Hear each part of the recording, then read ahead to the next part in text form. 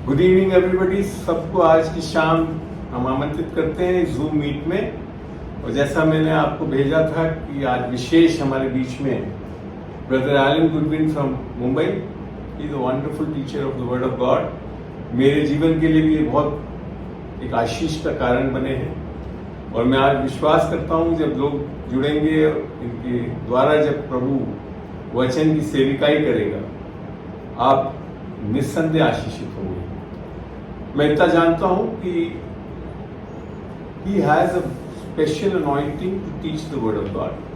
प्रभु ने इन्हें चुना और he is doing a wonderful experience in Haggai ministries and other types, and now he is doing it in a very small, limited, on a small group of 4 people who roam about a lot. ये मेरे से Elder है, मैं मेरे से ज़्यादा घूमते हैं and he is a wonderful child of God, and I know him from a pretty long time. He has been a great investment. इन्होंने बहुत चीज़ें हमारे जीवन में बोया है, समय, वचन, जिससे आज हम खड़े होकर बाइबल मिनिस्ट्री की सेविकाई करते हैं और हम आशीषित हुए हैं इनसे। और मैं समय कमाए बिना, मैं जानता हूँ मैं हमेशा समय का पाबंदी हूँ। जितने लोग भी जुड़े हैं, we will start as he shares the word, and हम कोशिश कर रहे हैं कि इसकी पूरी वीडियो रिकॉर्डिंग करके बाद में YouTube पे भी अवेलेबल होगा, ताकि जो आज जुड़ भी नहीं पाए तो भी वो बाद में देख के आशीषित होंगे। तो आप सबका पुनः मैं स्वागत करता हूँ। You are welcome, and I now hand over to brother Alan Goodwin. जय मसीह की। और मैं परमेश्वर का धन्यवाद देता हूँ कि परमेश्वर ने यह मौका दिया है कि हम आपके साथ एक बहुत महत्वपूर्ण टॉपिक जो है खरापन, एक मसीह अगुवे का आपके साथ बांट सकता हूं। तो इससे पहले कि हम इस टॉपिक पे जाके आपके साथ बांटें, हम प्रार्थना करेंगे। पिता परमेश्वर, हम धन्यवाद देते हैं कि आपने यह मौका दिया है।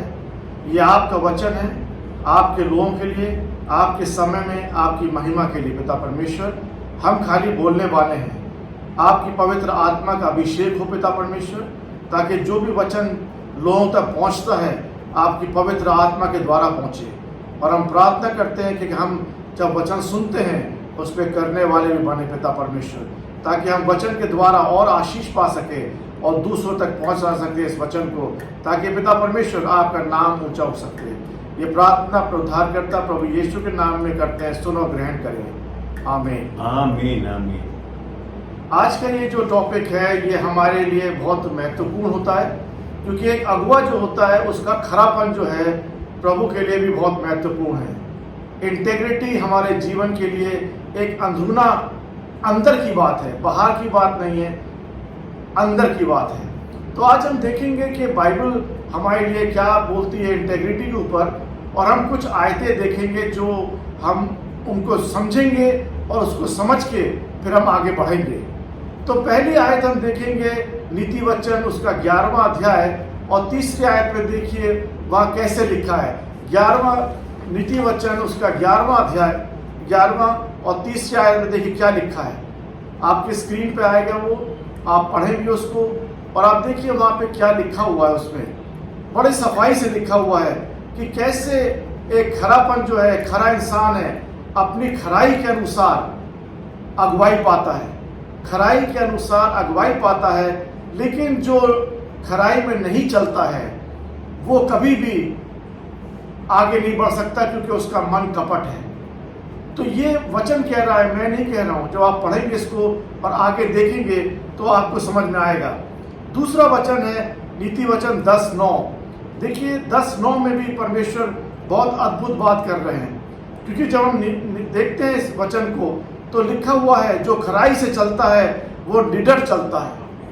जो खराई से चलता है वो निडर चलता है, परंतु जो खराई से नहीं चलता है उसकी चाल अलग होती है। तो जब हम देखते हैं हमेशा चाल हमारी कैसी है, और ये ज़रूरी है समझना कि जब हम परमेश्वर के लोग हैं, परमेश्वर ने हमें चुना है, परमेश्वर के साथ हम संगति करते हैं, तो हमारे हृदय को देखता है। और जब वो हमारे हृदय को देखता है तो हृदय को जांचता है। पहला शमूएल 16:7 में जब शमूएल एक राजा को ढूंढने गया था तो परमेश्वर से उसने कहा मैंने इसको चुन लिया है, लेकिन जब परमेश्वर से उसने कहा, तो परमेश्वर ने सामूएल से कहा, परमेश्वर जिसको तुमने चुना है मैंने उसको नहीं चुना, मैंने उसको नकार दिया है, क्योंकि तुम जो देख रहे हो वो बाहरी रूप देख रहे हो, लेकिन मैं हृदय और मन की बातों को जांचता हूँ, मैं उनके अंदर की बातों को जांच रहा हूँ। पहला सामुएल 16:7 में लिखा हुआ है, यहोवा ऐसा नहीं देखता है जैसे हम देखते हैं, वो हमारे हृदय को देखता है। तो इसके मतलब क्या है कि खरापन जो है हमारे अंदर की बात है, बाहर की बात नहीं है। हमारे अंदर जो चल रहा है वो बहुत इंपॉर्टेंट है देखना। तो जैसे जैसे हम वचन को देखेंगे, तीसरा वचन है, जब हम चलते हैं प्रभु के साथ, तो नीति वचन 19 उसका 1 अध्याय में देखिए क्या लिखा है। नीति वचन 19 उसमें 1 है, उसके अंदर लिखा है कि जो भी परमेश्वर के साथ चलते हैं वो सही चीज बोलेंगे और उनके मार्ग जो हैं वो अच्छे होते हैं। तो हिंदी में लिखा हुआ है, जो निर्धन खराई चलता है वो उस मूर्ख से उत्तम है जो टेढ़ी बातें करता है, टेढ़ी बातें करता है। हम संसार के सामने मूर्ख बन सकते हैं, लेकिन परमेश्वर का वचन क्या कहता है, जब हम सफाई चलते, खराई चलते तो परमेश्वर हमारे साथ है।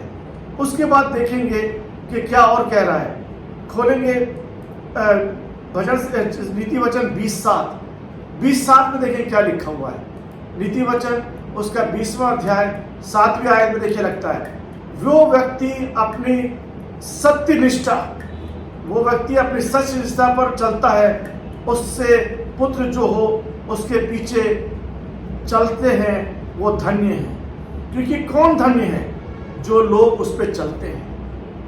तो देखिए जो आयतें मैंने आपके साथ बांटी हैं वो क्या है, परमेश्वर का वचन कुछ बहुत अद्भुत बातें बता रहा है, और आज हमको अपने हृदय को टटोलना है। जब अपने हृदय को टटोलेंगे तब हमारे चरित्र को मालूम पड़ेगा हमारा चरित्र क्या है। तो चरित्र क्या है, वो हमारे अंदर की बात है, हमारे अंदर की बात है। और हम देखेंगे कि अंदर की बात क्या होती है। बहुत जरूरी है हमको 2 अध्याय पे जाने के लिए जो लिखा हुआ है। जैसे तो पहला देखेंगे कि अब्राहम के साथ देखेंगे और लूत के साथ देखेंगे क्या हुआ, और उसके बाद देखेंगे इजराइल्स के साथ क्या हुआ। तो खोलेंगे उत्पत्ति किताब उसका 22वां अध्याय, उत्पत्ति किताब उसका 22वां अध्याय और पहली 2 आयत। उत्पत्ति किताब उसका 22वां अध्याय और पहली 2 आयत में देखिए, हम पढ़ेंगे आपके लिए या भाई पढ़ देंगे। उत्पत्ति उसका 22वां अध्याय पहली 2 आयत। इन बातों के पश्चात ऐसा हुआ कि परमेश्वर ने अब्राहम से कहा, कहकर उसकी परीक्षा की, हे अब्राहम। उसने कहा, देख मैं यहां हूं। उसने कहा, अपने पुत्र को अर्थात अपने इकलौते पुत्र इसहाक को, जिससे तू प्रेम रखता है, संग लेकर मोरिया देश में चला जा और वहां उसके पहाड़ के ऊपर जा जो मैं तुझे बताऊंगा, होम बलि करके चढ़ा। अब देखिए यहां परमेश्वर जो है, जब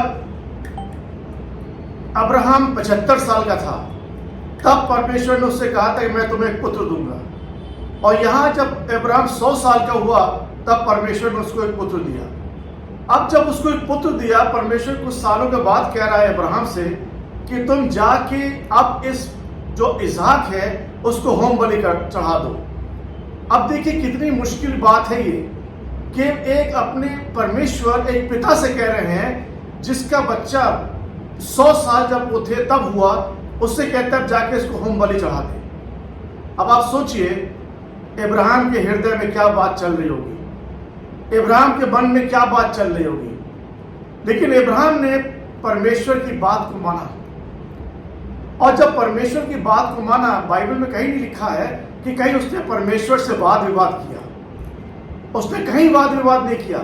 लेकिन जो हुक्म परमेश्वर ने अब्राहम को दिया था वो उस पर चल सका, और वो लेके चला। और जब वो लेके चला इसहाक को, तो इसहाक ने पूछा होम बलि कहाँ है? तो उसने कहा, अब्राहम ने, परमेश्वर उपलब्ध कराएंगे, परमेश्वर उपलब्ध कराएगा। तो क्या हुआ, वो लेके चला। जब वो ऊपर पहुंच गया पहाड़ के, तब उसने लकड़ी लगाई, उसने इसहाक को वहां बांध दिया, और बांध के जैसे परमेश्वर ने कहा था उसने वही रीति अपनाई। और जैसे उसने उसको मारने की कोशिश करी, एक स्वर्गदूत आया और स्वर्गदूत ने उसको मना किया, और मना करके 12वीं आयत में देखिए क्या लिखा है।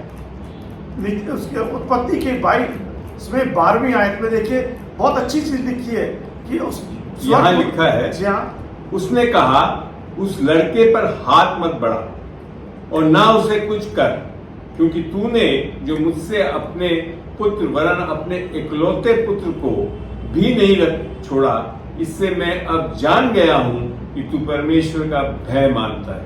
अब खरापन क्या है? खरापन यह है कि परमेश्वर का भय अगर हमारे जीवन में है तो जो प्रभु कहेगा उस पर हम चलेंगे। और यहाँ अब्राहम ने जो जो बात परमेश्वर ने कही उससे उस पर चलने लगा, और उसने छुरी भी उठाई उसको मारने के लिए, लेकिन वहीं पे परमेश्वर के स्वर्गदूत ने उससे बात करी। और जब बात करी तो वो कहता है, ये नहीं कहता है मैं जानता हूं तुम मुझसे प्रेम करते हो, वो कहता है मैं जानता हूं तुम मुझसे भय करते हो। ये एक बहुत इंपॉर्टेंट चीज है हमारे जीवन में, अगर हमें खड़े होकर चलना है कि जो चीज हम कर रहे हैं क्या वो परमेश्वर के हृदय को प्रसन्न करता है कि नहीं करता है। क्योंकि यीशु मसीह ने जब वो आए थे तो यूहन्ना की किताब उसका 8वां अध्याय, और देखेंगे कि क्या लिखा है 28-29 में। यूहन्ना उसका 8वां अध्याय 28-29 में लिखेंगे कि यीशु मसीह अपने बारे में क्या कह रहे हैं। 28-29, जी हाँ, देखिए क्या लिखा उसमें, पढ़ रहे हैं। यहाँ यूं लिखा है, जी हाँ, 28 में, तब यीशु ने कहा, जब तुम मनुष्य के पुत्र को ऊंचे पर चढ़ाओगे तो जानोगे कि मैं वही हूं, और अपने आप से कुछ नहीं करता, परंतु जैसा मेरा पिता परमेश्वर ने मुझे सिखाया वैसे ही ये बातें कहता हूं। 28-29 पढ़िए। और मेरा भेजने वाला मेरे साथ है, उसने मुझे अकेला नहीं छोड़ा, क्योंकि मैं सर्वदा वही काम करता हूं जिससे वे प्रसन्न होता है। अब देखिए यीशु मसीह अपने चेलों से कह रहे हैं कि अगर तुम मुझको ऊंचा उठाओगे तो तुम जान लोगे मैं कौन हूं, पहली चीज। दूसरी चीज, मैं अपने आप से कुछ नहीं करता, लेकिन जो मेरे पिता ने बताया मैं वही करता हूं, क्योंकि वो भेजने वाला मेरे साथ है। और तीसरी चीज कहता है कि मैं वही करता हूं ताकि अपने पिता को प्रसन्न कर सकूं। जब हम खराई से चलेंगे तो हम कभी परमेश्वर से ये नहीं पूछेंगे कि आप हमको ये क्यों कह रहे हैं करने के लिए। हम उस वचन के अनुसार जो प्रभु ने हमको दिया है उसके भरोसा करके हम चलेंगे, क्योंकि खरा इंसान वो होता है जो परमेश्वर के साथ चलता है, परमेश्वर के बताए हुक्म पे चलता है। क्योंकि वचन कहता है यूहन्ना 14:15 में, अगर तुम मुझसे प्रेम करते हो तो मेरी आज्ञाओं का पालन करो। और एक आज्ञा जो आपने देखी है, परमेश्वर कहता है खरेपन से चलो, क्योंकि खरापन जो है वो आपके अंदर के चरित्र को बताता है, बाहर के नहीं, अंदर के चरित्र को। तो अब्राहम ने क्या किया? अब्राहम ने जैसे परमेश्वर ने किया उसको उसने वैसे ही कहा, और जब उसका विश्वास परखा गया तो वो उस विश्वास में निकल के आ गया। उसने देख लिया कि परमेश्वर जो है जो भी कार्य करेगा वो उसकी भलाई के लिए करेगा। अब ये भी देखना है कि इतना विश्वास जो अब्राहम को आया वो कहां से आया, वो कहां से आया? क्योंकि अब्राहम को परमेश्वर ने उत्पत्ति की 12वां अध्याय में और 3री आयत में लिखा था कि मैं तुम्हें आशीष दूंगा। देखिए क्या लिखा है, उत्पत्ति 12:3। यहां यूं लिखा है, और जो तुझे आशीर्वाद दे उन्हें मैं आशीष दूंगा, जी हाँ, और जो तुझे कोसे उसे मैं श्राप दूंगा, और भूमंडल के सारे कल कुल तेरे द्वारा आशीष पाएंगे। सब आशीष पाएंगे। तो आज क्या है कि जब हम अब्राहम के जीवन को देखते हैं, खाली इसहाक ने आशीष नहीं पाई, खाली अब्राहम ने आशीष नहीं पाई, सैरा ने आशीष नहीं पाई, लेकिन जो उसके आगे पीछे चलते भी होंगे उन्होंने भी आशीष पाई, क्योंकि वो खरे मन से जो प्रभु ने कहा था उस पे वो चला और उस पे कोई वाद विवाद नहीं किया। इसी तरह कि परमेश्वर का वचन जो है हमारे हृदय और मन को साफ करता है, क्योंकि परमेश्वर ने कहा है कि मैंने तुमको एक पहचान दी है। और वो देखते क्या पहचान है जो परमेश्वर ने कहा। पहला पतरस उसका 2 अध्याय में और 9वीं आयत में देखेंगे कि परमेश्वर ने हमको एक पहचान दी है। और वो पहचान क्यों दी है? ताकि हम उसके वचन के अनुसार चल सके और ये भी समझें कि हम हैं कौन। तो पहली चीज है हमको समझना है पहला पतरस 2:9 में कि हमारी पहचान क्या है।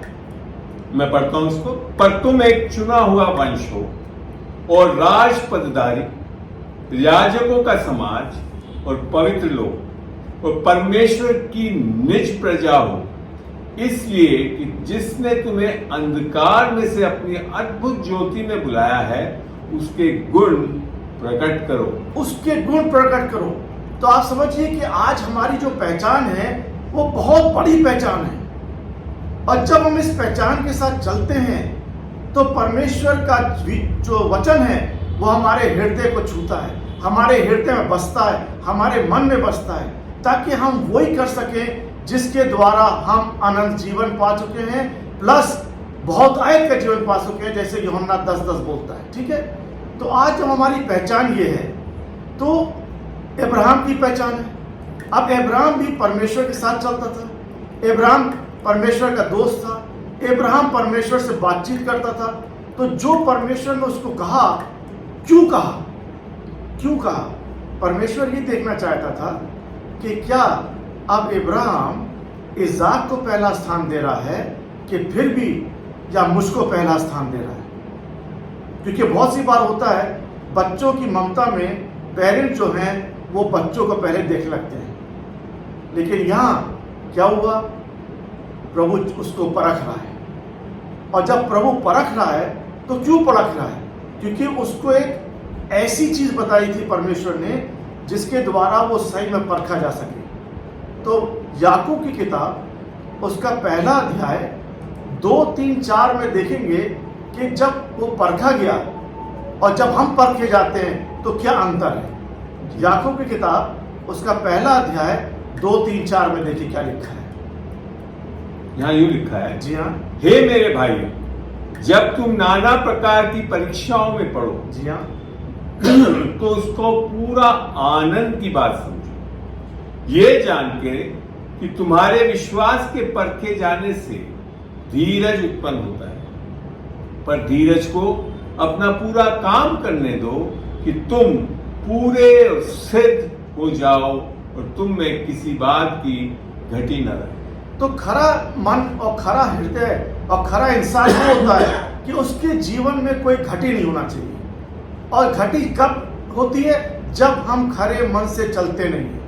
और वचन कह रहा है कि हम परमेश्वर के निज संतान हैं, चुने हुए लोग हैं। तो पहली चीज हमें पहचानना चाहिए, जब हम निज संतान हैं और परमेश्वर के लोग हैं, तो परमेश्वर कहता है जब तुम नाना प्रकार की परेशानियों पड़ो उसको आनंद की बात समझो।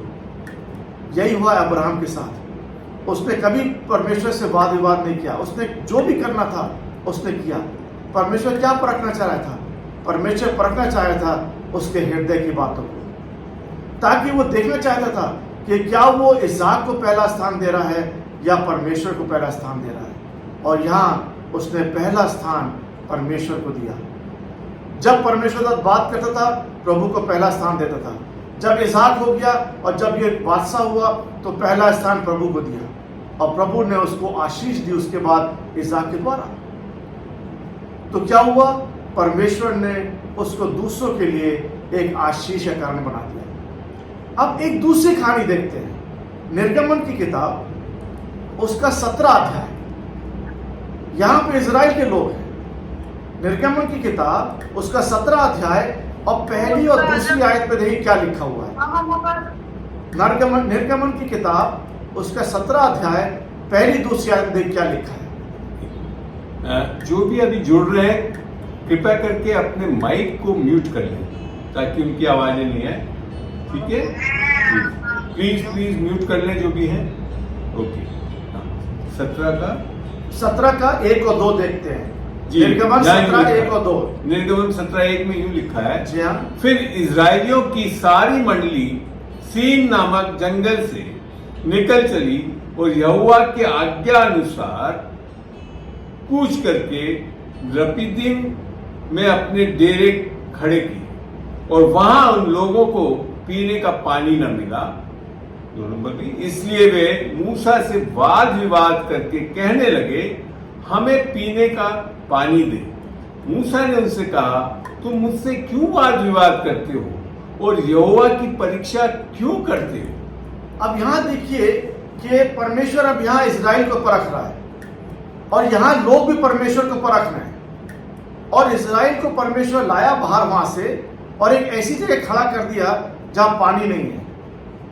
और पानी नहीं है, अब जब पानी नहीं है तो वहां इजरायली लोग जब उनको जो चीज चाहिए है वो नहीं मिली तो मूसा से वाद विवाद करने लगे। और वचन कहता है हम लोग को फिलिपियों उसका 2 अध्याय 14 में क्या कहता है, देखेंगे उसमें यही लिखा है कि हर चीज बिना वाद विवाद किया करो। पढ़े के देखिए अभी क्या लिखा हुआ है फिलिपियों 2:14 में, देखिए क्या लिखा हुआ है। यहाँ 14 में यूं लिखा है, सब काम में बिना कुड़कुड़ाए और बिना वाद विवाद के किया करो। बिना वाद विवाद किया करो। तो ये क्या हुआ, परमेश्वर ने इनको निकाला, इनको बहुत अद्भुत बात दिखाई। क्या, लाल समुंदर को 2 में बांट दिया और उनके बाद उनको निकाल लाए। जब वो निकाल लाए तो उनको एक जगह लाए और जगह में लाने के बाद उनको पानी नहीं मिला। परमेश्वर के इतने अद्भुत कार्य देखने के बाद भी वो वाद विवाद कर रहे क्योंकि उनको पानी नहीं मिला। जब पानी नहीं मिला तो उनको वो वाद विवाद मूसा से कहने लगे और कहने लगे कि ये पानी हमें क्यों नहीं मिला। और मूसा से कहने पानी दो हमें। क्यों कह रहे हैं, क्योंकि वो पानी नहीं है, उनकी जरूरत नहीं मिली तो कह रहे हैं वाद विवाद कर रहे हैं। और वचन कहता है परमेश्वर के साथ वाद विवाद मत करो। फिर वो बहुत बड़ी बात एक और भी कहते हैं, 7वीं आयत में लिखा है। देखिए 7वीं आयत में एक बहुत बड़ी बात कह जाते हैं वो लोग। निर्गमन की 7वीं आयत, वो वचन निर्गमन 17 की 7वीं आयत में क्या कह रहे हैं वहां पे, देखिए क्या कहते हैं वो 7 जी 17:7 में लिखा है कि और मूसा ने उस स्थान का नाम मसा और मरीबा रखा क्योंकि इजरायलियों ने वहां वाद विवाद किया था और यहोवा की परीक्षा यह कहकर की, क्या यहोवा हमारे बीच है या नहीं। अब देखिए परमेश्वर ने उनको इतनी अद्भुत रीति से अपना महिमा दिखाई थी हर जगह, चाहे वो मिस्र में हो, चाहे वो लाल समुद्र पार करने में हो, चाहे वो मन्ना देने में हो जब वो वहां थे। लेकिन अब यहां पानी नहीं मिला और पानी नहीं मिलने से कहते हैं क्या परमेश्वर हमारे बीच में है कि नहीं। हृदय कभी कभी हमारे जीवन से वो चीजें बोलता है जो हमें परमेश्वर के विरुद्ध नहीं बोलनी चाहिए। तो जो चरित्र है हमारा, जो इनर लाइफ है, वो बहुत इंपॉर्टेंट है। इनर लाइफ क्यों इंपॉर्टेंट है, क्योंकि हृदय से बहुत सी चीजें निकल रही हैं और जब हृदय से चीजें निकलती हैं तो परमेश्वर हमारे हृदय को जांचता है और कहता है कि मैंने तुम्हारे लिए सब चीज करी, फिर भी तुम्हारा हृदय जो है हमारे लिए नहीं है। तो क्या होता है जब हमारे जीवन में सब चीज सुखद होते चल रही है तो हम परमेश्वर को बहुत धन्यवाद देते हैं, लेकिन जब हमारे जीवन में दुख होता है, परेशानियां होती हैं, तो हम परमेश्वर से वाद विवाद करने लगते हैं। हम चीजें बोलने लगते हैं जो नहीं बोलना चाहिए, हम मायूस हो जाते हैं, हम प्रार्थना करना छोड़ देते हैं, हम वचन को पढ़ना छोड़ देते हैं, क्योंकि बहुत गहराई में परमेश्वर हमको परेशानी के द्वारा के तरह से ले जा रहा है। लेकिन परमेश्वर कहता है कि मैं तुमको इसलिए ले जा रहा हूं ताकि मैं तुम्हें जांच सकूं, ताकि तुम्हारा चरित्र जो है जैसे मैं चाहता हूं वैसे बने। और कैसे चाहता है, फिलिपियों उसका 2 अध्याय उसकी 15 आयत में देखिए क्या लिखा है। बहुत इंपॉर्टेंट है देखना उसको, क्योंकि वहां से परमेश्वर क्यों चाह रहा है कि हमारे साथ वो हमारे जीवन में खरापन जरूरी है। क्यों चाहता वो? देखिए क्या लिखा है उसमें फिलिपियो 2:15 15 में। यहाँ यूं लिखा है, ताकि तुम निर्दोष और निष्कपट होकर जी हाँ, टेढ़े और विकृत लोगों के बीच जी हाँ, परमेश्वर के निष्कलंक संतान बने रहो, जी हाँ, जिनके बीच में तुम जीवन का वचन लिए हुए जगत में जलते दीपकों के समान दिखाई देते हो। निष्कलंक संतान। निष्कलंक संतान का मतलब यह है कि परमेश्वर ने हमको परखा है और परमेश्वर के परखने के बाद हम उस जो परखने से हम निकल चुके हैं और परमेश्वर अब कह रहा है कि मैं तुम्हें भेज रहा हूं इस संसार में ताकि तुम हमारी निष्कलंक संतान हो और उनके बीच में वचन सुनाओ। और यही किया था दाऊद ने। पहला इतिहास उसका 28वां अध्याय उसकी 9वीं आयत में दाऊद को सोलोमन से बोल रहा है, अपने बच्चे से बोल रहा है और बहुत महत्वपूर्ण बात बोल रहा है। कि क्या बोल रहा है सुनिए, देखिए पहला इतिहास उसका 28वां अध्याय 9वीं आयत में। जी हाँ, तो वो पहला इतिहास उसका 28वां अध्याय और 9वीं आयत में वो कुछ बोल रहा है सुलेमान से जो बहुत जरूरी हमारे और आपके लिए आज है। पढ़ते हैं इसे। जी हाँ, हे मेरे पुत्र सुलेमान, जी हाँ, तू अपने पिता के परमेश्वर का ज्ञान रख, जी हाँ, वो खरे मन, जी हाँ, वो प्रसन्न जीव से, जी हाँ, उसकी सेवा करता रह, जी हाँ, करते रहे, क्योंकि यहोवा मन को जांचता जी हाँ, और विचार में जो कुछ उत्पन्न होता है उसे समझता है। यदि तू उसकी खोज में रहे तो वह तुझको मिलेगा, परंतु यदि तू उसको त्याग दे तो वह सदा के लिए तुझको छोड़ देगा। तो दाऊद उस समय कह रहा है अपने बच्चे से, खरे मन से परमेश्वर की सेवा कर, खरे मन से। आज हम और आपको इसीलिए रखा है संसार में कि हम खरे मन से परमेश्वर की सेवा करें। और जब खरे मन से करते हैं तो परमेश्वर का नाम ऊंचा होता है और परमेश्वर की बरकतें हमारे जीवन पे होती हैं। लेकिन बहुत सी बार हम खरे मन से कार्य नहीं कर पाते, हम समझौता कर जाते हैं, हम कॉम्प्रोमाइज कर जाते हैं। और इसका एक उदाहरण हम आपको देंगे प्रेरितों का काम उसका 5वां अध्याय पहली 3 आयत में। देखें क्या लिखा है। एक्ट्स चैप्टर 5 वर्स 1 to 3 में देखेंगे कि कैसे यहाँ पे 2 लोग हैं जिनने, अगर हम पढ़ेंगे, परमेश्वर से कुछ वायदा किया था। यहाँ यूं लिखा है, हाँ, हनैया नामक एक मनुष्य और उसकी पत्नी सफीरा ने कुछ भूमि बेची और उसके दाम में से कुछ रख छोड़ा, और ये बात उसकी पत्नी भी जानती थी और उसका एक भाग लाकर प्रेरितों के पांव में आगे रख दिया। बस। तो यह देखिए क्या है कि अगर आप 4था अध्याय पढ़ेंगे तो 4थे अध्याय कहानी ये है कि वहां परमेश्वर का काम हो रहा था, पतरस था वहां पे, और वहां ये क्या किया था कि जो जो लोगों के पास जो भी जायदाद है, जो भी जमीन है, वो सब बेच के जितना भी होगा वो सब लाके प्रेरितों के साथ दे देंगे ताकि परमेश्वर का काम आगे बढ़े। अब देखिए कैसा हुआ। यहां भी अननायास और सफायरा थे। अननायास और सफायरा के लिए एक जमीन थी, उन्होंने उस जमीन को बेचा। जब उन्होंने उस जमीन को बेचा तो शैतान ने उनके जीवन में काम किया, उनको पैसा दिखा।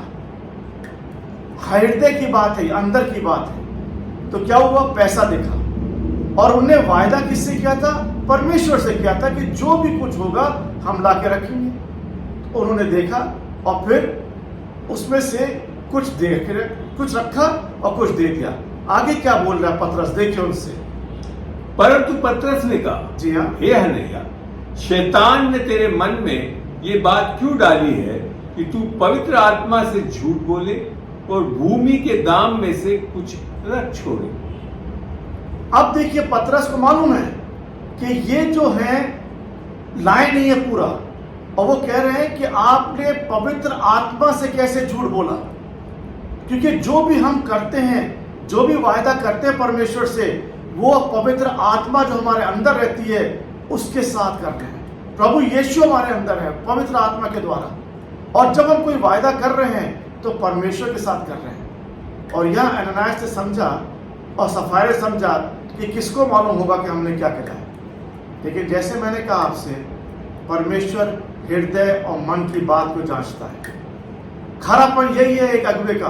परमेश्वर हमें हृदय मन की बात को जांच रहा है। और पतरस ने कहा, अननायास, तुमने पवित्र आत्मा से झूठ कैसे बोला?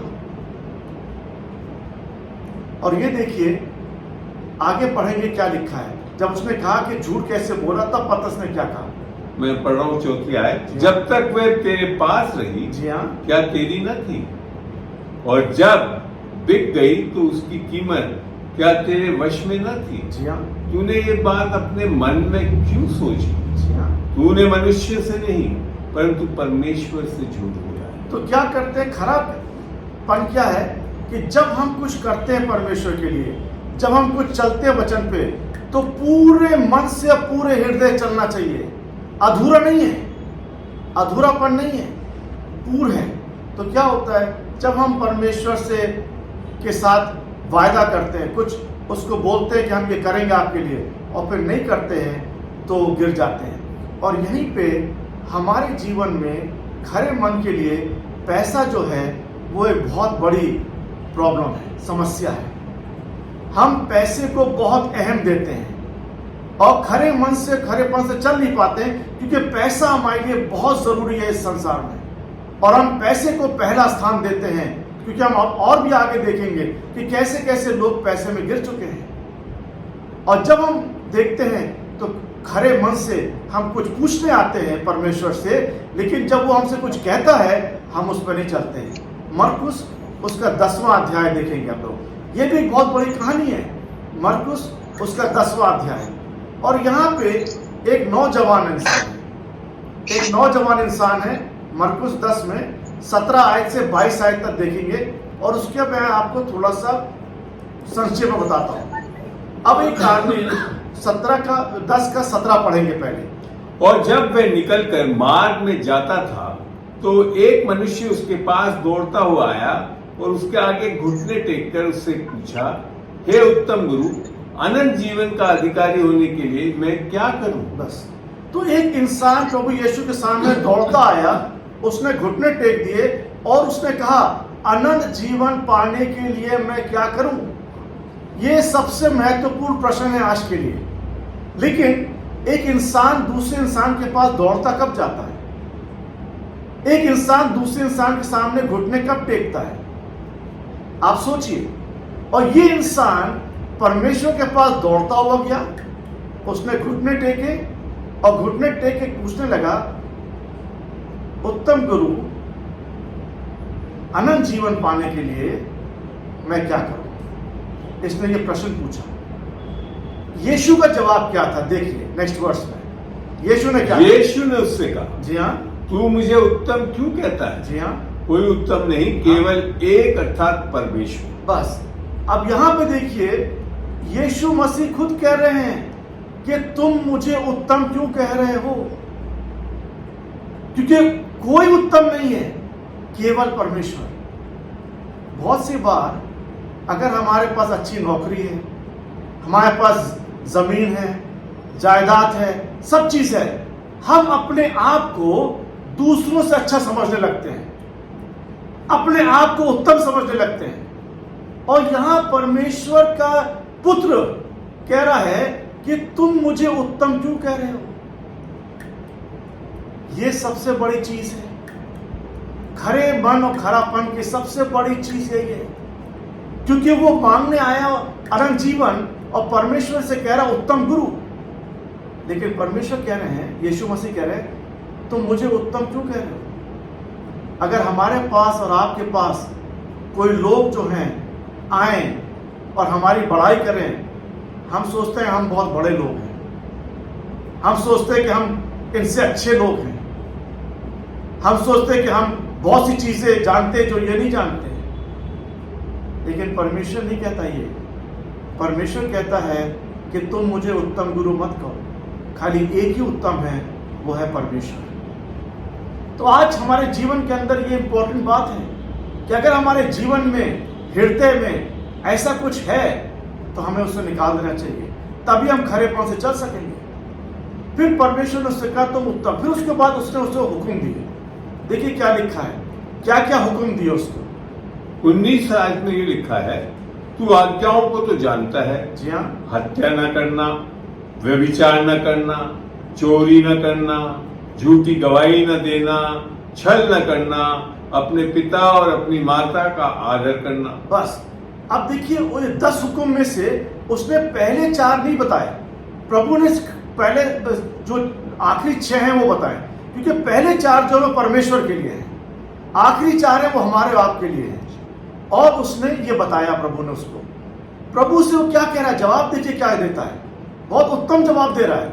उसने उससे कहा, जी हाँ, हे गुरु, इन सब को मैं लड़कपन से मानता आया हूं। हाँ, अब देखिए प्रभु हमसे कुछ कहता है वचन के द्वारा, और उससे भी कह रहा है, प्रभु से बातचीत हो रही है, और बातचीत में कह रहा है, प्रभु ये तो मैं अपने लड़कपन से मानता चला आया हूं, मैं थोड़ा उसमें और जोड़ रहा हूं, हो सकता है उसने सोचा होगा इसमें नया क्या है,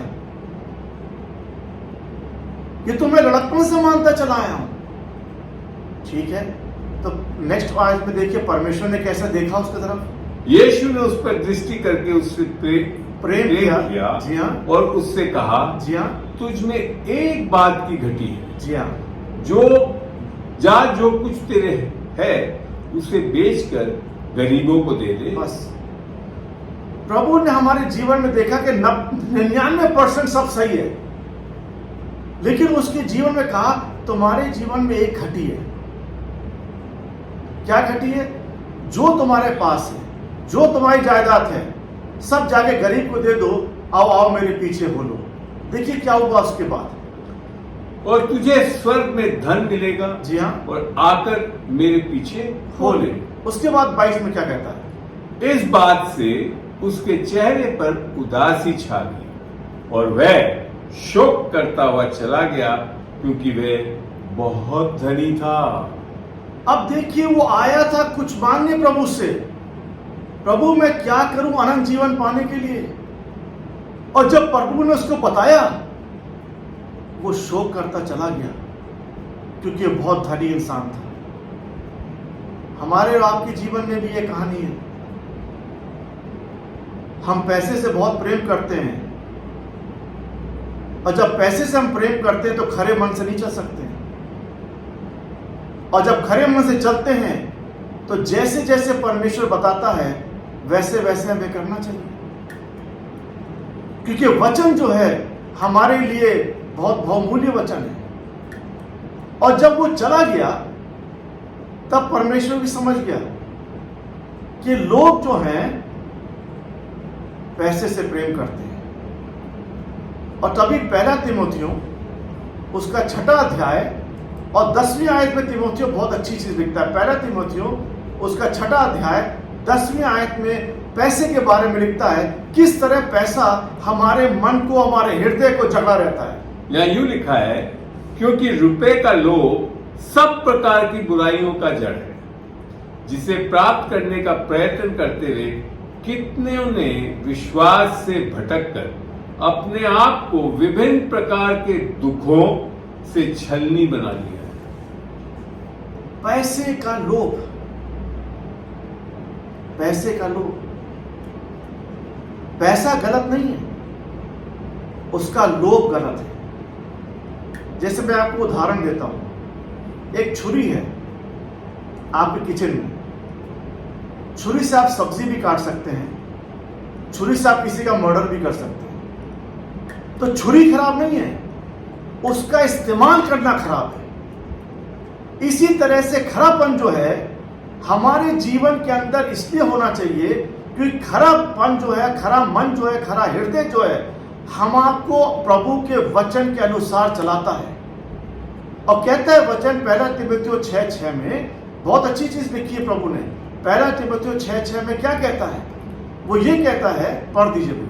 पर संतोष सहित भक्ति बड़ी लाभ है। संतोष सहित भक्ति बहुत लाभ है हमारे लिए, बहुत बड़ा लाभ है, क्योंकि वो दिखाता है कि हमारा खरा मन जो है वो परमेश्वर के साथ लगा हुआ है। ये संसार में हम ना लेके आए थे कोई चीज, और ना हम लेके जाएंगे यहां से, लेकिन हम क्या प्रभु को खुश कर सकते हैं अपने मन से, अपने हृदय से, कि हम खराई का जीवन बिताएं।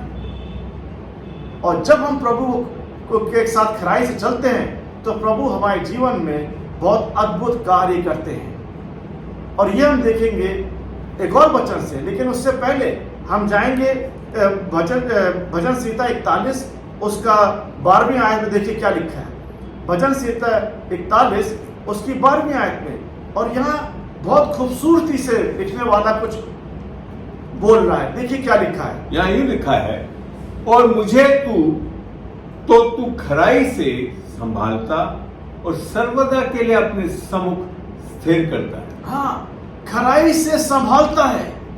जब हम खराई से चलते हैं तो वो हमें संभालता है।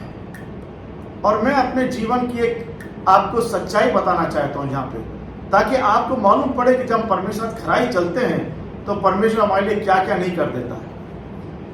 जब हम नौजवान थे तो मैंने परमेश्वर से कहा था मैं पैसा कमा के बड़ा इंसान बनना चाहता हूं, लेकिन परमेश्वर ने हमसे कहा ठीक है चलो, और 750 रुपए पर मंथ की नौकरी से मैंने शुरू किया, और यह था 1985 में। और उसके बाद 1999 में उन्होंने हमको 20 करोड़ का बिजनेस दिया था। लेकिन 14 दिसंबर 1999 में परमेश्वर ने हमसे बातचीत करी और उन्होंने कहा मुझसे वचन का प्रचार करो, इवेंजलिस्ट बनो, अभी या कभी नहीं। वचन का प्रचार करो, इवेंजलिस्ट बनो, अभी या कभी नहीं। यहां मेरे पास एक 20 करोड़ का बिजनेस है और यहां परमेश्वर कह रहे हैं इसको छोड़ दो और वचन का प्रचार करो। सोचिए मन में क्या बात चल रही होगी, सोचिए हृदय में क्या बात चल रही होगी। एक 20 करोड़ का बिजनेस और एक यहां परमेश्वर कह रहा है मेरे पीछे आओ और वचन का प्रचार करो। 3 बार मैंने आवाज सुनी परमेश्वर की और मैंने परमेश्वर से कहा परमेश्वर मैं धन्यवाद देता हूं क्योंकि आप राजाओं के राजा हैं, आप इस संसार की सृष्टि करता हैं, आप हमको एक बहुत ऊंचा ओहदा दे रहे हैं ताकि हम आपके लिए काम कर सकें। और मैंने वो 20 करोड़ का बिजनेस को बंद कर दिया। जब वो 20 करोड़ के बिजनेस को बंद कर दिया तो हमारे जीवन में बड़ा उथल पुथल हो गया, परिवार में भी, और जो हमारे बिजनेस पार्टनर्स थे सब जो फॉरेन में थे, जो हमको ऑर्डर्स देते थे, वो कहते थे आप पैसा भी कमा सकते थे और वचन भी सुना सकते थे। प्रभु ने हमसे क्या कहा, वचन का प्रचार करो, इवेंजलिस्ट बनो, अभी या कभी नहीं। सोचिए जब परमेश्वर के वचन पे हम चलते हैं तो परमेश्वर हमको बताता है कि वो क्या चाहता है हमारे जीवन से, क्योंकि वो कहता है यशायाह 43:7 में हमने तुम्हें अपनी महिमा के लिए सृजा है। यशायाह 43:7 में कहता है मैंने तुम्हें अपनी महिमा के लिए सृजा है। देखिए लिखा क्या है, भैया पढ़ भी देंगे, क्यों उसने सृजा है, ताकि उसकी महिमा हो। अगर हम पैसे से उसकी महिमा कर सकते हैं तो अपने जीवन से नहीं कर सकते। तो देखिए क्यों लिखा उसमें, देखिए यशायाह 43:7 हर एक को जो मेरा कहलाता है, जिसको मैंने अपनी महिमा के लिए सृजा, जिसको मैंने रचा और बनाया है। उसने मुझे रचा और बनाया है अपनी महिमा के लिए। मैं पैसे की महिमा कैसे कर सकता हूं? तो प्रभु फिर हमको ले गया यशायाह 43:4 में। देखिए उसने क्या कहा हमसे, कि जब मैंने उससे कहा कि मैं करूंगा तो उसने मुझसे क्या कहा, मेरी दृष्टि में तू अनमोल और प्रतिष्ठित ठहरा है। जी हाँ, और मैं तुझसे प्रेम रखता हूं। जी हाँ, इस कारण मैं तेरे बदले मनुष्य को और तेरे प्राण के बदले में राज्य के लोगों को दे दूंगा। ये उसने वायदा किया मुझसे जब मैंने छोड़ा। और वो 1999 की बात है। मैं आपसे कह रहा हूं 2000 से 2023 तक अगर मैं आपको गवाहियां सुना सकूं तो आप भी अचंभित रहेंगे कि हमारा परमेश्वर कितना अद्भुत परमेश्वर है जब हम खराई से चलते हैं। कि खराई का क्या है, वो कहता मैं तुम्हारे हृदय को जांच रहा हूं, तुम्हारे हृदय को जांच रहा हूं। और जब तुम्हारे हृदय को जांच रहा हूं वो क्या चाहता है, नीति वचन 20:7 चाहता है कि हम किस तरह से उसके साथ धार्मिकता में चल सकते हैं। नीति वचन 20:7 में कैसा कहता है, क्योंकि वो मत्ती 6:33 में भी कुछ कहता है, कि पहले मेरे राज की और धार्मिकता की खोज करो, फिर ये सब चीजें तुम्हें दे दी जाएंगी। और 20:7 में नीतिवान कुछ बोल रहा है। ये लिखा है, वह व्यक्ति जो अपनी सत्य निष्ठा पर चलता है, जी हाँ, उसके पुत्र जो उसके पीछे चलते हैं, जी हाँ, वे धन्य हैं। वो धन्य है। अगर हम सत्य से चलेंगे, खरेपन से चलेंगे, तो जो हमारे आने वाली पीढ़ी है उनको परमेश्वर बहुत आशीष देगा, बहुत आशीष देगा। क्यों? क्योंकि परमेश्वर हमसे प्रेम करता है और वो चाहता है कि हम एक अगुवे बन के खरेपन से चलें। और जब हम एक खरेपन से चलते हैं तो हमारे हृदय को जांचता रहता है कि क्या हम उसमें चल रहे हैं कि नहीं चल रहे हैं। और ये चीज हमारे जीवन में जब आती है, जब हमारे जीवन से दूसरे लोग देखते हैं और आशीष पाते हैं। बहुत से लोग हमारे साथ बुराई करते हैं, बहुत से लोग बुराई करते हैं, तो हम भी क्या सोचते हैं कि हम भी उनके साथ बुरा करें, हम भी उनके साथ गलत बोले, गलत चीज करें, गॉसिप करें, सब चीज करें उनके लिए, क्योंकि उनने हमारे साथ गलत किया है। और यही एक कहानी बाइबल में है। पहला राजा उसका 5वां अध्याय, पहला राजा उसका 5वां अध्याय और पहली 3 आयत में देखिए क्या लिखा है। पहला राजा 5वां अध्याय पहली 3 आयत में देखिए जी, पहला राजा, यहाँ पे कहानी है नामान की। पहला राजा 5वां अध्याय पहली आयत से पढ़ेंगे वहां। जी जी हाँ, हम पढ़ते हैं। सोर नगर के राजा हिराम ने अपने दूत सुलेमान के पास भेजे, क्योंकि उसने सुना था।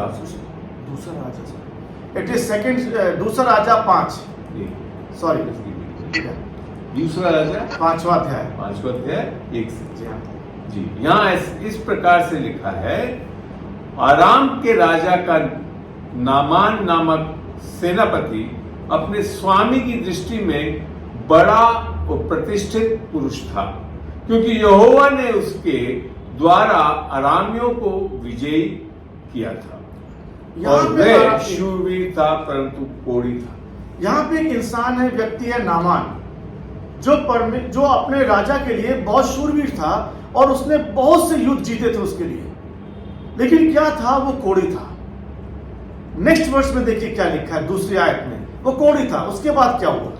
आरामी लोग दल बांधकर इजराइल के देश में जाकर वहां से एक छोटी लड़की बंदी बनाकर ले आए थे। जी हाँ, और वह नामान की पत्नी की सेवा करती थी। जी हाँ, तो वहां पे जब उन्होंने युद्ध किया तो वहां से एक छोटी लड़की, जो उसको थियोलॉजियंस कहते हैं, 12 से लेकर 15 साल के बीच की थी, वो उसको वहां से लिया है और उसको ला के नामान की पत्नी के साथ छोड़ दिया कि वो नामान की पत्नी के साथ काम करेगी। अब आप सोचिए, ये 12 से 15 साल की बच्ची, उसके पीछे क्या हुआ? घर बार बर्बाद हो गया, माता पिता बर्बाद हो गए, बहन भाई बर्बाद हो गए, रिश्तेदार बर्बाद, कौन कौन नहीं होगा उसके घर में जिसके द्वारा वो पूरे बर्बाद हो गए। और ये इसको वहां से इजराइल से लेके यहां आ गए नामान की पत्नी के पास। अब देखिए इस लड़की के बारे में आगे पढ़ेंगे, देखिए क्या लिखा है। इसी आयत में ये लिखा है, उसने अपनी स्वामिनी से कहा, यदि मेरा स्वामी सामरिया के भविष्यवक्ता के पास होता तो क्या ही अच्छा होता, क्योंकि वह उसको कोढ़ से चंगा कर देता। अब आप देखिए उसका हृदय, उसका सब चीज नुकसान हो गया है, सब चीज खत्म हो गया है, फिर भी वो कह रही है कि अगर मेरा स्वामी, अब आप सोचिए, अगर मेरा स्वामी इज़राइल के भविष्यवक्ता के पास जाएगा तो वो चंगाई पाएगा। उसके हृदय में ये कहां से बात आई? इतना प्रेम कहां से आया? इतना सच मन कहां से आया? इतना खरा मन कहां से आया? कहीं ना कहीं उसके माता पिता ने, लोगों ने कहीं ना कहीं वचन बताया होगा उसको, सच्चाई से जिए होंगे उसके सामने, उसके मन में अपने माता पिता की बातें होंगी जो सच्चाई होंगी। और वो कहती है कि अगर मेरा स्वामी इज़राइल के भविष्यवक्ता के पास जाएंगे तो वो चंगाई पाएंगे। तो कहानी आगे चलती है और हम उसको नहीं देखे। उस पर क्या हुआ, नामान की पत्नी नामान से कहा, नामान ने राजा से कहा, राजा ने उसको पत्र दिया, एक पत्री दी, वो वहां से गया और वो उस भविष्यवक्ता के पास गया। अब देखिए 13-14 में क्या लिखा है, इसी में 13-14 में पढ़ते हैं आगे जी। 13-14 में देखिए क्या लिखा है। आयत 13 में पढ़ रहा हूं जी मैं। हाँ, 13 में यहाँ यूं लिखा है, तब उसके सेवक पास आकर कहने लगे, हे हमारे पिता, यदि भविष्यवक्ता तुझे कोई भारी काम करने की आज्ञा देता जी हाँ। तो क्या तू उसे ना करता? हाँ, फिर जब वह कहता है कि स्नान करके शुद्ध हो जा, तो कितना अधिक इसे मानना चाहिए। बस अगर आप इससे 2-3 आयत पहले पढ़ेंगे तो उसमें यह भी लिखा है कि नामान बहुत गुस्सा हुआ जब उसके जो भविष्यवक्ता नहीं आया, उसने अपने दूसरे आदमी भेजा कि जाके उससे कह दो कि जाके नहा ले, यहाँ पे डुबकी लगा ले। नामान बहुत गुस्सा हो गया क्योंकि उसके जीवन में घमंड था, उसके जीवन में अहम था और वो गुस्सा के वापस जाने लगा। अगर आप पढ़ेंगे 10वीं 11वीं में देखिए क्या लिखा है, 10, 11, 12, तो आपको थोड़ा सा और अंदाजा हो जाएगा जी मैं पढ़ क्योंकि समय का थोड़ा वो आप देखिए 10, 11, 12। तब एलीसा ने एक दूत से उसके पास ये कहला भेजा, जी हाँ। तू जाकर यरदन में 7 बार डुबकी मार, जी हाँ। तब तेरा शरीर ज्यों का त्यों हो जाएगा और तू शुद्ध होगा। परंतु नामान क्रोधित हो गया, कहता हुआ चला गया, मैंने तो सोचा था कि अवश्य वे मेरे पास बाहर आएगा और खड़ा होकर अपने परमेश्वर यहोवा से प्रार्थना करके कोढ़ के स्थान पर अपना हाथ फेरकर कोढ़ को दूर करेगा। क्या दमिश्क की आबाना और परपर नदियां इज़राइल के सब जलाशयों से उत्तम नहीं है? क्या मैं उनमें स्नान करके शुद्ध नहीं हो सकता हूं? इसलिए वे क्रोध से भरा हुआ लौटकर चला गया। बहुत से बार हम लोग के साथ यही होता है। क्यों होता है? क्योंकि हम सोचते हैं कि आज मेरे पास अच्छी नौकरी है, लेकिन नौकरी चली जाती है। आज हमारे पास सब चीज़ है, वो भी चला जाता है। आज हमारे बच्चे जो हमारा बहुत ख्याल रखते थे, आज वो भी हमसे अलग हो गए, हमसे बातचीत नहीं करते हैं। बहुत सी चीज़ें होती है संसार में। क्यों? क्योंकि परमेश्वर हमें परखता है और वो उन जगहों पर परखता है जहां पे हम कमजोर हैं। और यही नामान को परखा गया था क्योंकि उसके में घमंड बहुत था, अहम बहुत था, और जब वो परखा गया वो उसमें फेल हो गया, गुस्सा गया, क्रोधित हो गया कि क्या इससे अच्छी तो मैं नदियां जहां पे से मैं आया हूं वहां है। नहीं था जयपुर। लेकिन क्या हुआ, फिर उसके एक जो उसके साथ एक व्यक्ति आया था, 14 में देखिए क्या लिखा है, 13-14 में। तेरा यूं कहता है, जब उसके सेवक पास आकर कहने लगे, जी हाँ। हे हमारे पिता, यदि भविष्यवक्ता तुझे कोई भारी काम करने की आज्ञा देता जी हाँ। तो क्या तू उसे ना करता? जी हाँ। फिर जब वे कहता है कि स्नान करके शुद्ध हो जा, जी हाँ। तो कितना अधिक उससे मानना चाहिए। जी हाँ। तब उसने परमेश्वर के भक्त के वचन के अनुसार यरदन को जाकर उसमें 7 बार डुबकी मारी। जी हाँ। उसका शरीर छोटे लड़के के सा हो गया अब देखिए, और वे शुद्ध हो गया। हाँ, अब उसने जब देखा कि अब उसके लोग बोल रहे थे, वो जाके उसने डुबकी लगा दी 7 बार। जब डुबकी लगा दी, चंगा हो गया वो। जब वो चंगा हो गया तो उसको भी हैरानी हो गई होगी। लेकिन अगली वर्ष क्या बोलती देखिए, बहुत इंपॉर्टेंट चीज है ये हमारे जीवन के लिए। 15वीं आयत में यूं लिखा है, जी हाँ। तब वे अपने सब दल बल समेत परमेश्वर के भक्त के यहाँ लौट आया। जी हाँ। और उसके सम्मुख खड़ा होकर कहने लगा, जी हाँ। सुन, जी हाँ। अब मैंने जान लिया है जी हाँ। कि समस्त पृथ्वी में इज़राइल को छोड़ और कहीं परमेश्वर नहीं है, इसलिए अब अपने दास की भेंट ग्रहण कर। जब भी हम खरेपन से चलते हैं, खरे मन से, हमारी महिमा नहीं होती है, परमेश्वर की महिमा होती है। और यहां नामान मान गया कि इज़राइल के परमेश्वर जैसा कोई परमेश्वर नहीं है। उस लड़की का कहीं भी नाम नहीं आया, उसने बता दिया, लेकिन उस लड़की का नाम कहीं भी नहीं आया। उसके बाद जब उसने बताया कि अगर मेरा स्वामी जाके वहां पे भविष्यवक्ता से मिले, खरा मन क्या होता है, वो परमेश्वर को हमेशा पहला स्थान देता है, परमेश्वर की महिमा चाहता है, अपनी महिमा नहीं चाहता है। बहुत सी बार हम बहुत से लोगों के लिए कुछ करते हैं, हम सोचते हैं लोग हमारी महिमा करें, वो खरापन नहीं है। खरापन वो है जो परमेश्वर के साथ जब हम चलते हैं तो उसकी महिमा होनी चाहिए, हमारी महिमा नहीं होनी चाहिए। और तभी कहते हैं खरापन जो है हमारे चरित्र की बात है, अंदर क्या है हमारे चरित्र में, अंदर क्या चल रही बात, हम खरे मन से चल रहे हैं क्या, हमारे जीवन के अंदर हमारा स्वभाव कैसा है। और इसी को प्रभु यीशु मसीह में दिखाया गया है कि हमारा मन क्या है और किस तरह से हमें चलना चाहिए। फिलिपियों उसका 2 अध्याय 5 आयत पढ़ेंगे पहले। अगर हमें खरे मन से चलना है तो फिलिपियों 2:5 पहले पढ़ेंगे। देखिए क्या लिखा उसमें, फिलिपियों उसका 2 अध्याय 5वीं आयत में कैसा क्या लिखा है, देखिए। यूं लिखा है, जैसा मसीह यीशु का स्वभाव था वैसा ही तुम्हारा भी स्वभाव है।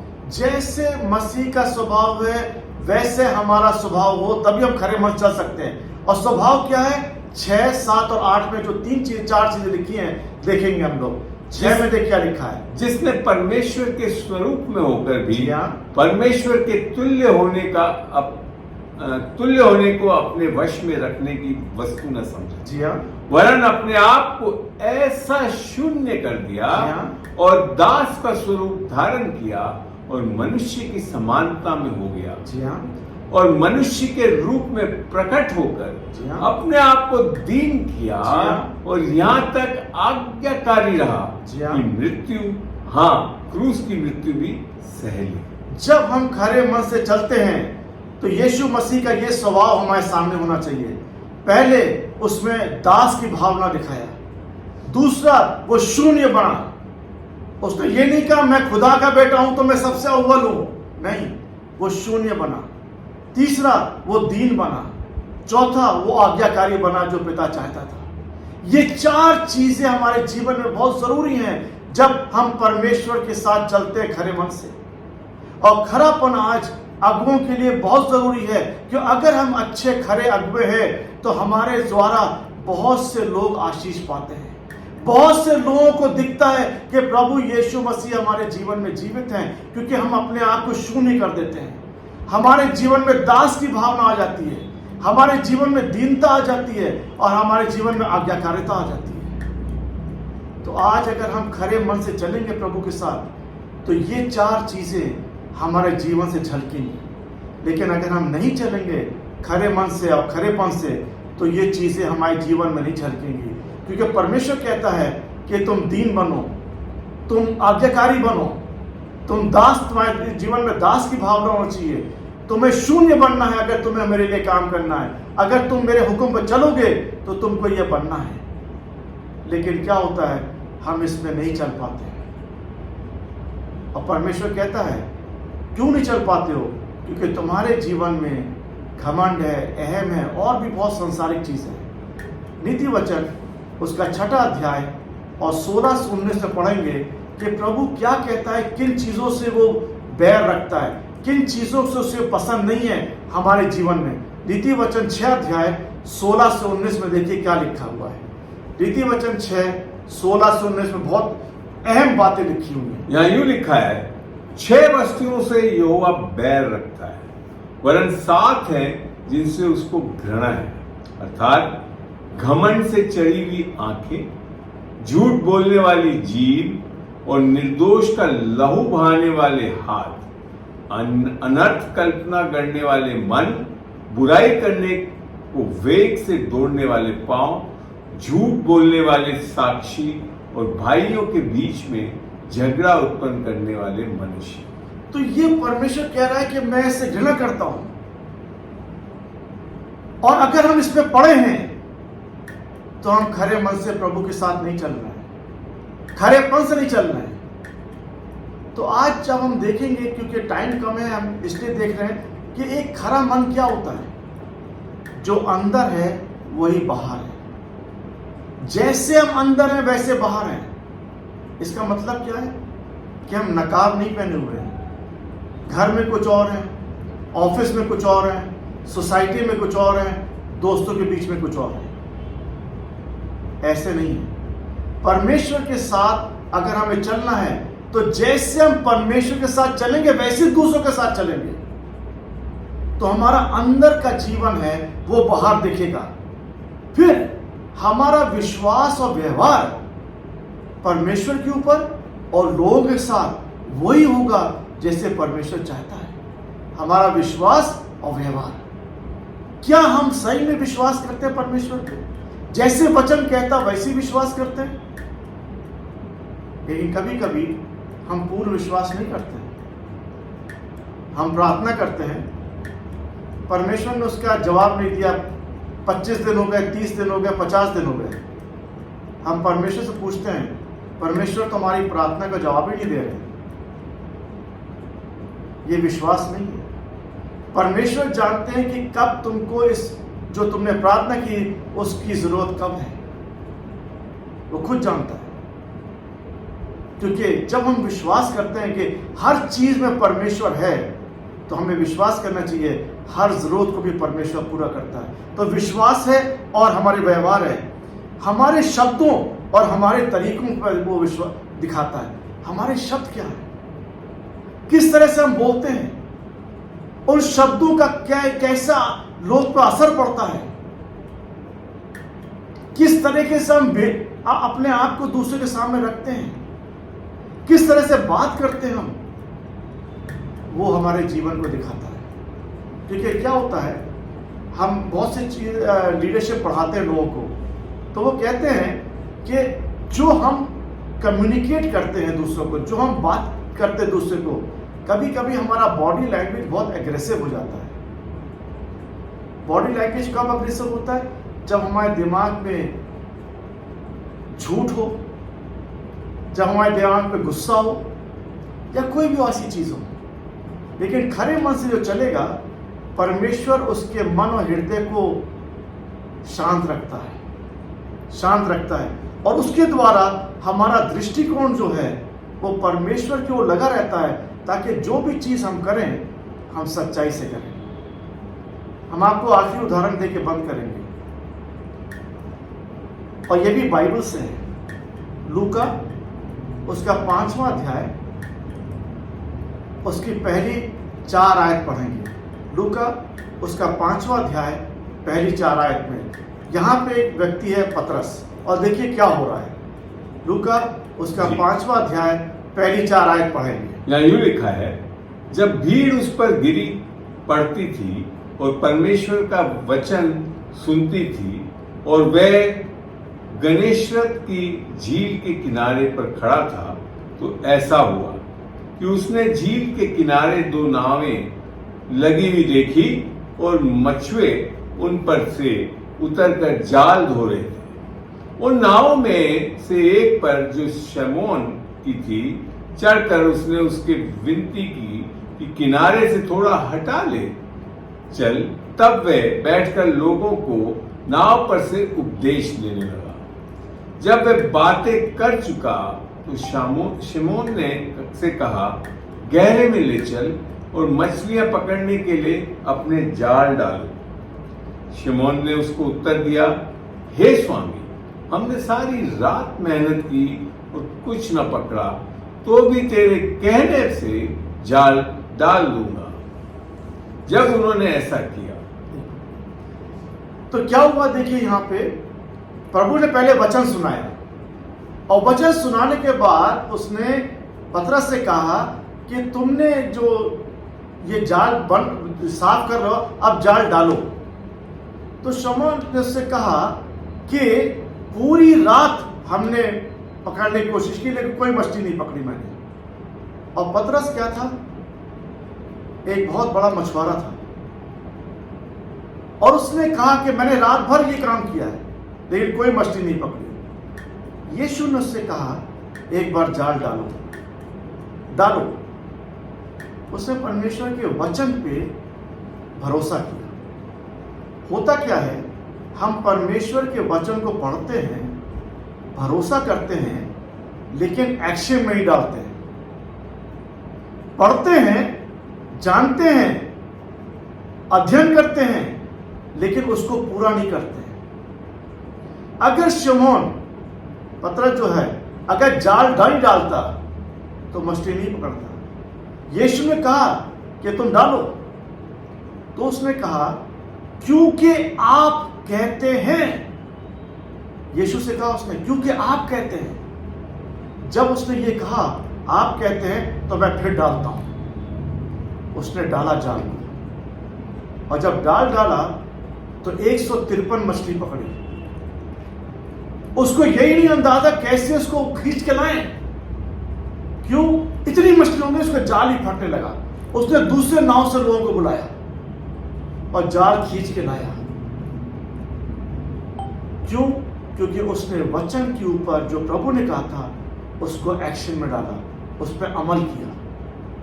खरेपन का मतलब क्या है? जब प्रभु अपने वचन के द्वारा हमसे कुछ बोल रहा है, हमें उस पर चलना है, अमल करना है। खाली पढ़ना नहीं है, सीखना नहीं है, चलना है। Action the word. प्रभु के वचन को एक्शन में डालिए। जब एक्शन में डालते हैं तब हमारे जीवन में चमत्कार होता है। तो आखिर में हम आपसे कहना चाहते हैं, खरापन जो है वो हमारे अंदर की बात है, बाहर की बात नहीं है। खरे मन से जब हम परमेश्वर की सेवा करते हैं, उसके साथ चलते हैं, तो हमारे जीवन में बहुत से चमत्कार होते हैं जिसके द्वारा दूसरों को आशीष मिलती है और हमारे जीवन में भी आशीष मिलती है। और परमेश्वर हमको दूसरों के लिए काम करने के लिए भेजता है ताकि उनके जीवन भी बहुत आयत की जीवन हो जाए। प्रभु यीशु मसीह आपको सबको आशीष दे। आमीन। आज का ये सत्र निस्संदेह वचन से भरा हुआ और एक अनुभवी विश्वासी के द्वारा दिया गया। मैं जानता हूं कुछ लोग थोड़े लेट ज्वाइन करें और कुछ ज्वाइन नहीं कर पाए, मगर जैसा मेरा हमेशा प्रयत्न रहता है कि जब भी कोई वचन की सेविकाई करते हैं, मैं करता हूं या और कोई करता है मेरे इस जूम मीट पे, तो मैं उसकी हमेशा रिकॉर्डिंग करता हूं ताकि उसको आगे यूट्यूब पे डाल के रखूं ताकि हमेशा के लिए वो उपलब्ध हो सके। तो इसी आशा से आज मैंने इसकी रिकॉर्डिंग भी की है। जिन जो नहीं देख पाए वो आगे देख सकते हैं। और सबसे पहले मैं इस समय इस रिकॉर्डिंग को यहाँ पे समाप्त करके यूट्यूब के लायक रखना चाहता हूँ। और उस समय के बाद आप में से किसी को भी कोई प्रश्न पूछना हो ब्रदर से, तो आप उनसे पूछ सकते हैं। मैं इस सभा को मैं छोटी सी प्रार्थना से समाप्त करता हूँ। प्रभु तेरा धन्यवाद देता हूँ, आज तेरे द्वारा तेरी पवित्र आत्मा की अगुवाई में भाई को तूने एक सामर्थ्य रूप से वचन के द्वारा इस्तेमाल किया है। इससे खुदावन हम धन्य कहते हैं, आशीष बोलते हैं, जयवंत बोलते हैं खुदावन। तो खुदावन जिन्होंने सुना है खुदावन उन्हें भी आशीष बोलते हैं और वो इसको कार्यशील करें, खरेपन को समझे और खरेपन में चलने वाले हो सके ताकि वो एक आशीष का कारण हो सके। धन्यवाद देता हूँ भाई के जीवन के लिए, इनके परिवार के लिए, इनके बच्चों के लिए। इन्हें हम आशीष देते हैं खुदावन, धन्य कहते हैं खुदावन। और इन्हें खुदावन तू और भरपूरी से मसा जो तूने दिया है उसमें इस्तेमाल कर ताकि ये लोगों के लिए और जाति जाति में और देश देश में खुदावन तेरे वचन की सेवकाई में खरेपन के साथ करते रहे और आशीष का कारण बन सके। धन्यवाद देता हूँ इस सभा के लिए, यीशु के नाम से मैं मांगता हूँ। आमीन। अब आप